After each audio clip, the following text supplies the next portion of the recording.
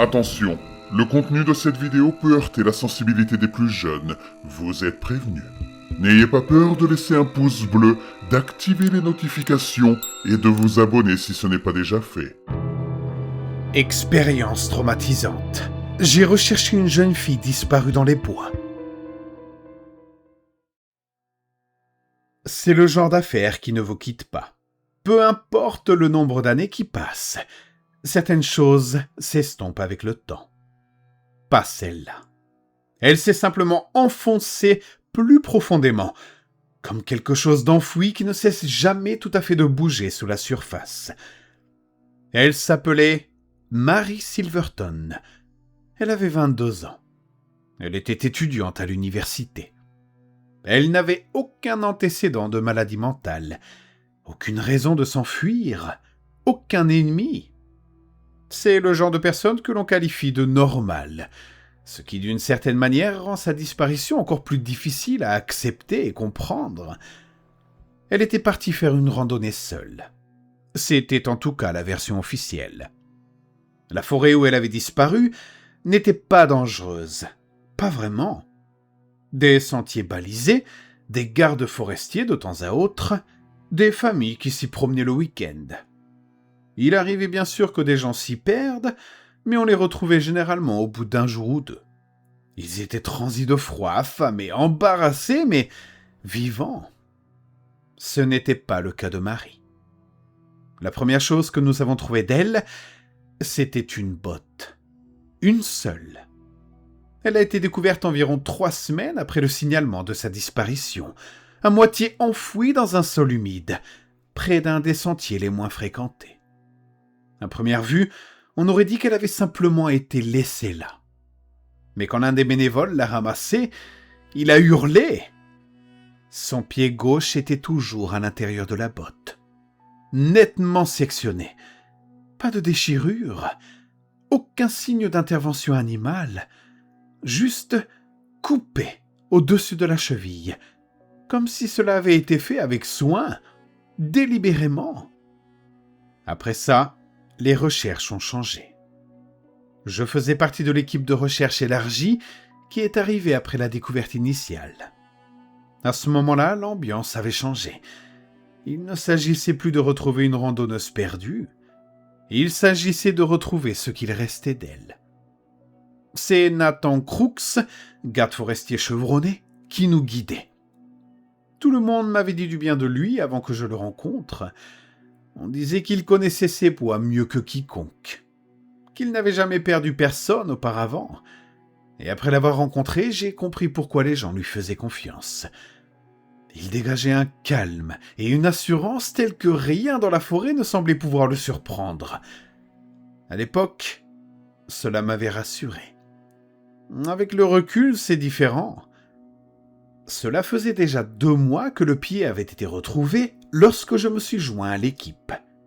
Les recherches officielles se poursuivaient, mais elles avaient largement ralenti. Il y avait de moins en moins de bénévoles, de moins en moins d'urgence. L'hypothèse était discrètement passée du sauvetage à la simple récupération d'un corps. Même les parents de Marie changeaient.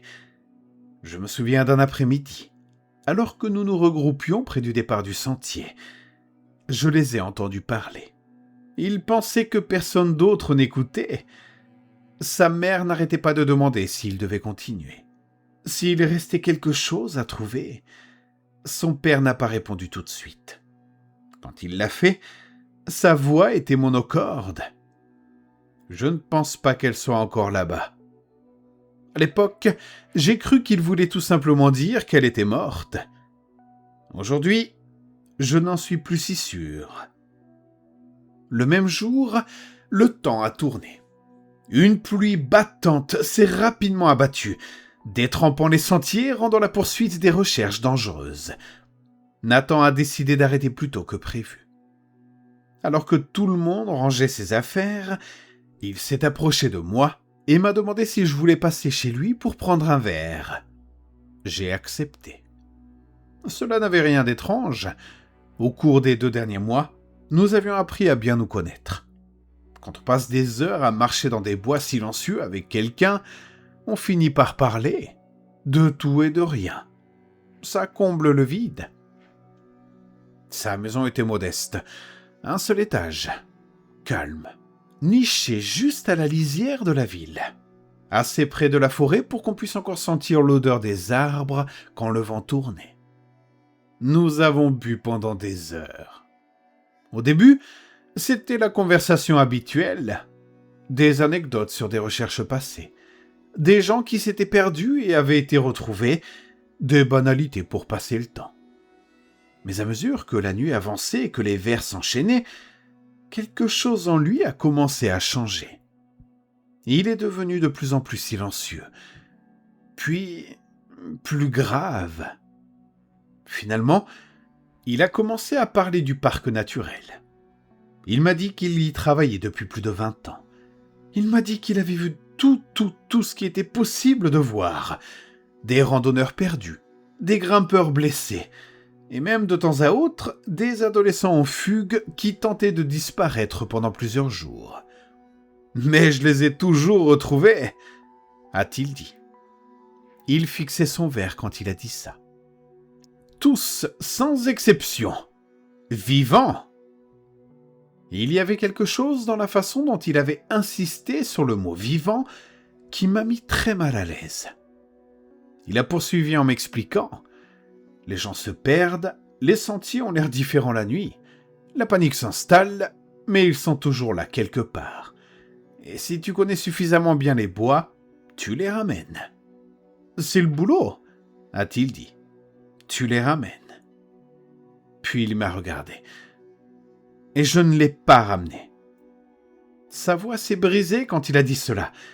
Des larmes lui sont montées aux yeux, et pour la première fois depuis que je l'avais rencontré, il ne ressemblait plus à l'homme en qui tout le monde avait confiance. Il avait l'air perdu. Je lui ai dit que ce n'était pas de sa faute, que parfois ces choses arrivent, que parfois les gens disparaissent tout simplement. J'y croyais. Je croyais en mes mots. Je pense que j'avais besoin d'y croire. Il ne répondit pas tout de suite. Il restait simplement assis là, le regard fixe, perdu dans ses pensées. L'atmosphère de la pièce semblait s'être alourdie, comme si l'air lui-même s'était épaissi. Nous avons bu en silence pendant un moment. Puis, soudain, il reprit la parole. « Tu le penses vraiment ?» demanda-t-il. Sa voix était plus calme à présent, plus maîtrisée. « Tu le penses vraiment qu'on ne la reverra plus jamais ?» J'ai hésité, mais seulement une seconde, puis j'ai répondu « oui ». Je pensais que c'était la réponse la plus douce. J'aimerais pouvoir revenir en arrière et mentir. 3 jours plus tard, les parents de Marie ont officiellement suspendu les recherches. À ce moment-là, nous n'étions plus que 3 à continuer régulièrement. Nathan, moi et eux. Ce n'était donc pas surprenant, cela semblait inévitable. Et puis, petit à petit, la vie a repris son cours. J'ai cessé d'aller dans les bois, mon travail a changé, le temps a passé. Je n'ai plus beaucoup vu Nathan après ça. Peut-être 1 ou 2 fois en ville, de brèves conversations, rien de significatif. 14 années se sont écoulées. 14!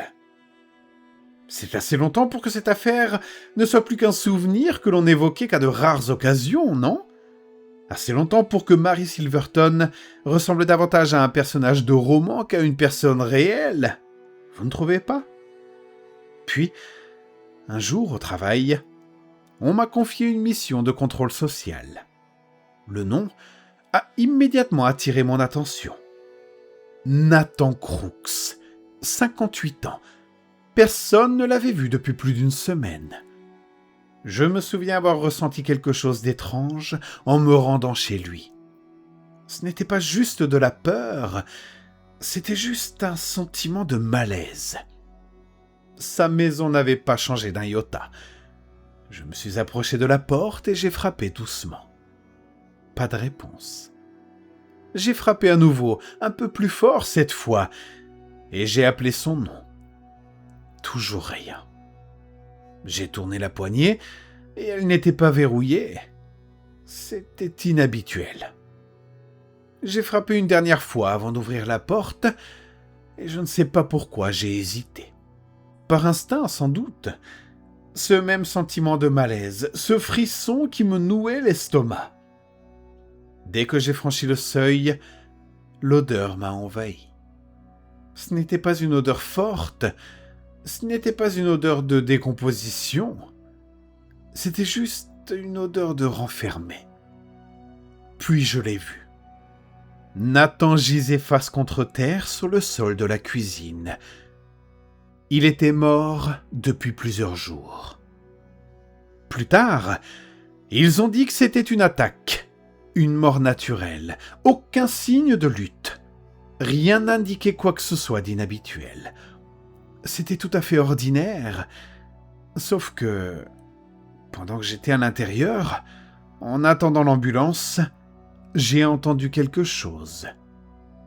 Un son faible, des coups, doux, irréguliers, comme si quelque chose frappait du bois. Ça venait de l'étage. Au début, j'ai pensé que c'était peut-être les tuyaux, des bruits de vieille maison, mais ça continuait. Ce n'était pas rythmé, ce n'était pas mécanique, c'était délibéré. Je suis monté à l'étage pour vérifier. Les pièces étaient vides, tout semblait normal, aucun signe d'effraction. Il n'y avait personne, mais le bruit ne s'arrêtait pas.